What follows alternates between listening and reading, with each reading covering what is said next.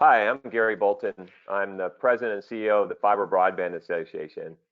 And today I'm going to talk to you about the state of fiber. You know, first I'm going to start with a little bit about the Fiber Broadband Association. Our mission is to accelerate the deployment of fiber broadband. And our association represents the full ecosystem of the fiber industry. About half our members are on the demand side, the service providers, and the other half are on the supply side, from everything from engineering consultants to the labor that's putting in the construction to the fiber manufacturers and access equipment. So if we look at the state of communications infrastructure, according to the FCC, about 95% of Americans have access to broadband. And they're defining broadband as 25 megabits downstream and 3 megabits upstream. So if we look at that 94.4%, that really breaks into the urban areas where it's almost 99%, and then rural areas that's the FCC has it at about 77% broadband. But even that number varies pretty wildly from Arizona, which is less than 50% connected, to Rhode Island, which is almost 98% connected. And so the FCC in their definition and looking at their reporting is they're thinking about 19 million homes are without this 25/3 broadband. But we think that number is quite understated. I think it's more like 32 million. And that aligns with the Biden administration's view that more than 30 million Americans live in areas with no broadband infrastructure that provides minimal acceptable speeds. So what is up with this whole 25/3? Where did that come from?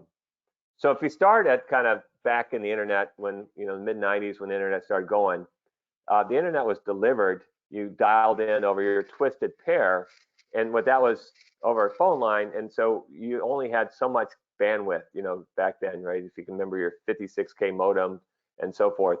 And so you really tried to provide as much bandwidth in the downstream direction as possible.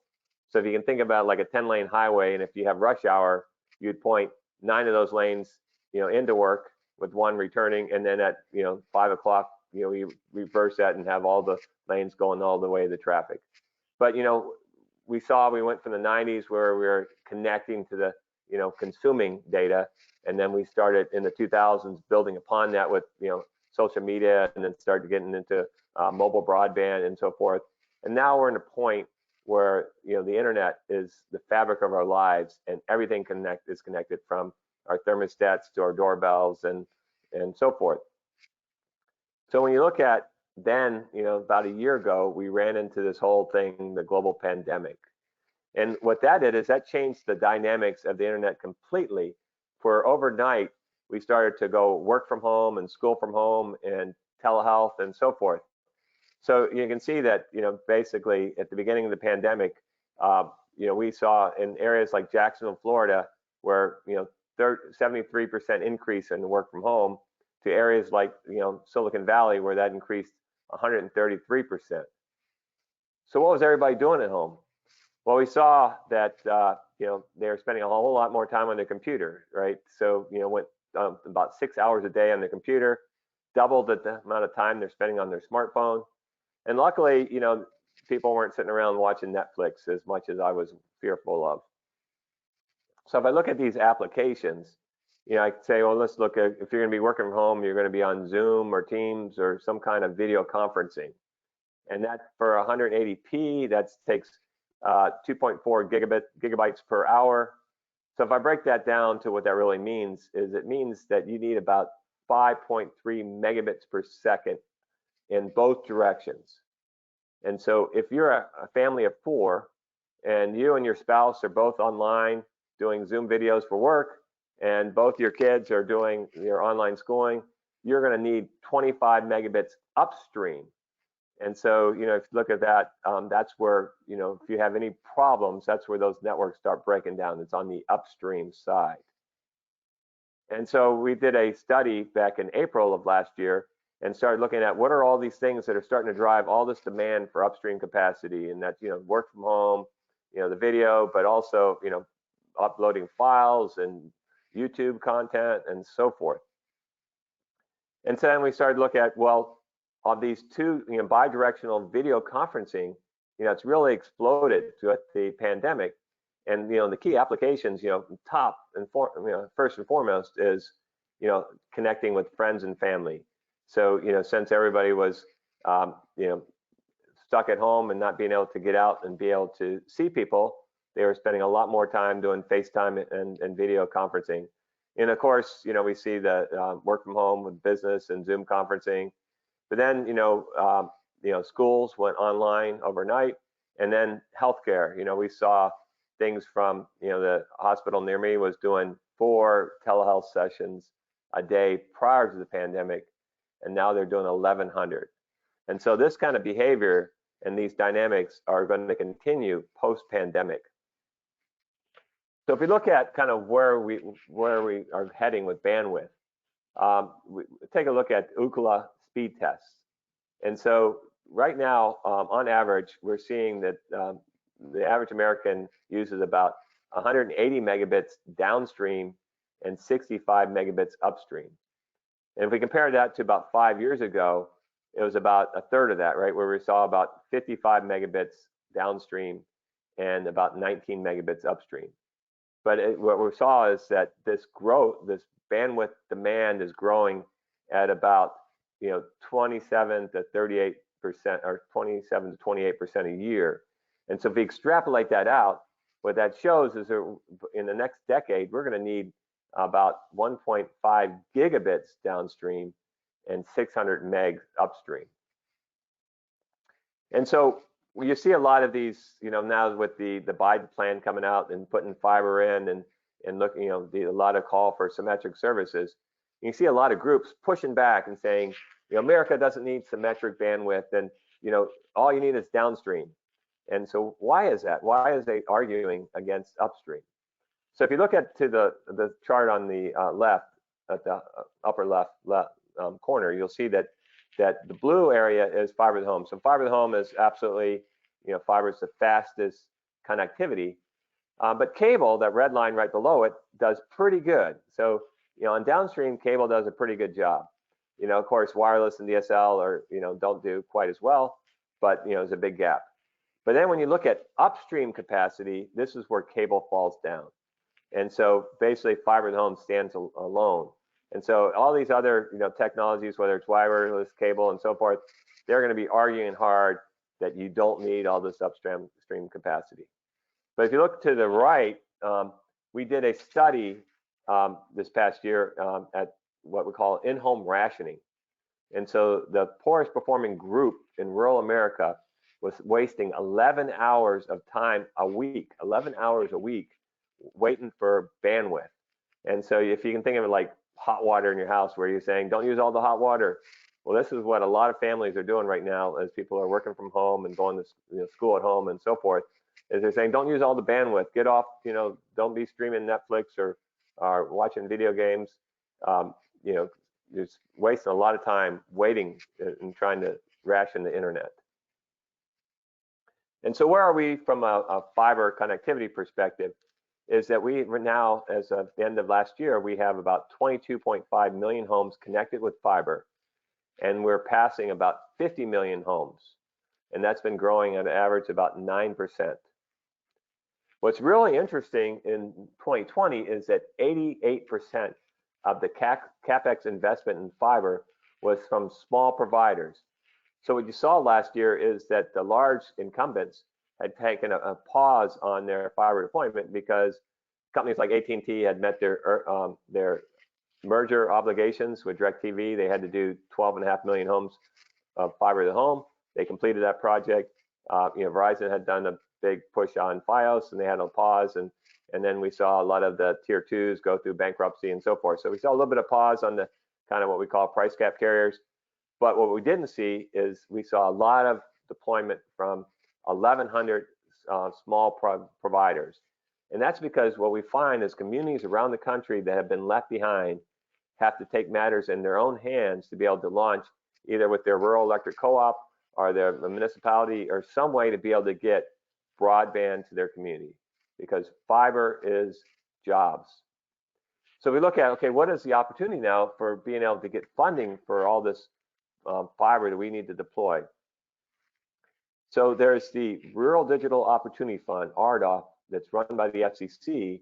That's $20 billion over 10 years in 2 phases. And so that's a 6-year build out. They have to have a certain completion schedule once they have the money to get these networks built. And we had the first phase of this that launched in the end of October. And that auction, it was a 904 auction for $16 billion, and it concluded at the end of November. And 180 bidders, winning bidders, were announced on December 7th. And they were awarded $9.3 billion to serve 2.5 million locations, homes in 49 states and 1 territory. So it ended up being about 58% of the budget. So there was about $7 billion left on the sideline.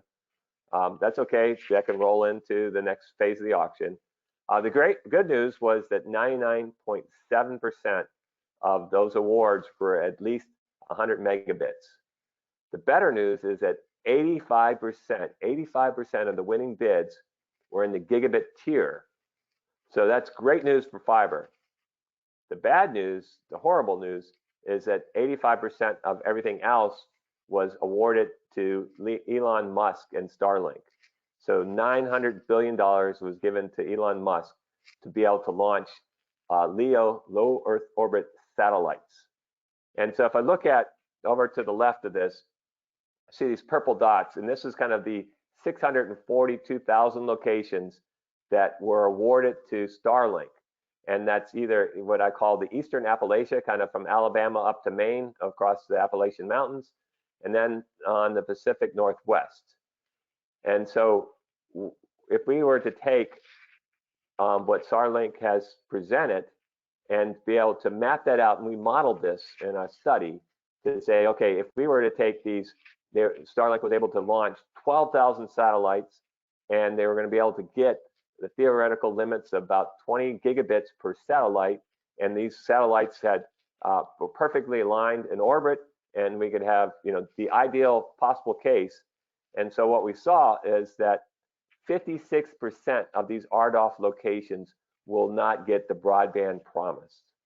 And where it's really bad is in the East Coast.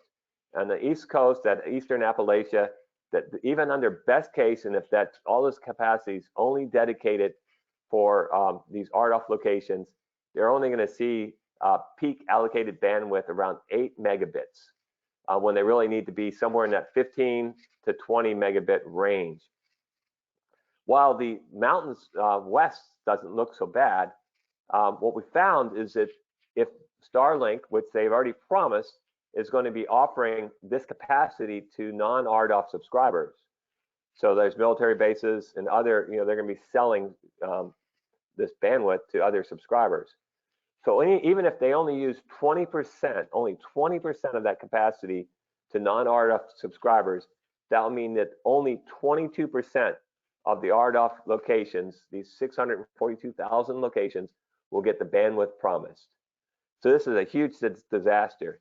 And right now with the FCC, they are vetting the long form applications from all the winners, and they will have to determine whether this, Starlink and other RDOF winners can build a network that's going to deliver the bandwidth that's promised in the auction. And our estimates are that there's no way, no how that they're going to be able to do that. And so we hope that those applications will be denied. So if we move forward to recently in Congress, Majority Whip James Clyburn and Senator Amy Klobuchar introduced the $94 billion Accessible, Affordable Internet for All Act. And this included $80 billion of gigabit symmetric broadband. And they were going to be able, they're going to basically take 75% at the federal level. If you're looking at somewhere between 25 symmetric service, 25 megabits upstream, 25 megabits downstream, and then push some money also about 25% to the states. This will be all awarded on a competitive basis. And this will, what we expect this is to be attached to a larger infrastructure package, which brings us to on April 1st, President Biden announced the American Jobs Plan. And we're super excited about this because it includes $100 billion to build future-proof high-speed broadband infrastructure to provide 100% coverage. This is delivering fiber to every American over the next 8 years. They're going to prioritize this for municipalities, nonprofits, co-ops, anybody that's really not in this for profits, but really trying to provide broadband to their entire community rather than cherry picking. And so we're very excited about this. The other part that I'm excited about, President Biden's perspective is that he's looking at affordable broadband, and so they want to make sure that you get the infrastructure in place, and then that they allow people to adopt and be able to afford broadband. But rather than trying to throw money at subsidizing really expensive bad options like satellite and so forth, is that they're looking for more of a structural long-term approach, which means that by getting fiber out to everybody, you're going to not only have the lowest cost internet, but they'll have the highest capacity. And so they'll be subsidizing high capacity, great fiber broadband. And I think that's going to be great for all Americans. And so what can all this fiber do for us? And so if we look at like a case study here is Chattanooga, Tennessee, and they've had fiber in now. They were one of the first gigabit cities around the country. And we did a study to take a look at what happened over the last 10 years. And what they found is that by putting in fiber to Chattanooga, that delivered 9,500 new jobs and delivered $2.7 billion of economic impact. That was over a 4x return on their investment. But also, in addition to the economic development and the being able to attract new businesses and the whole community effect, but we also saw that it really had a fantastic positive impact on smart grid modernization. And so now we see that they've had over 2 million customer interruptions avoided, a 43% reduction in outage minutes, and then almost $500 million in benefits during major weather events. And we've had plenty of tornadoes and major weather events here in the Southeast, as well as being able to reduce demand on their the electricity, as well as to be more efficient on consumption. So what this all really nets out to is that no matter how you're getting, trying to get connectivity, if it's not fiber, it's not broadband. And there's not anybody in the industry that will argue that fiber is the ultimate goal and the gold standard on every dimension.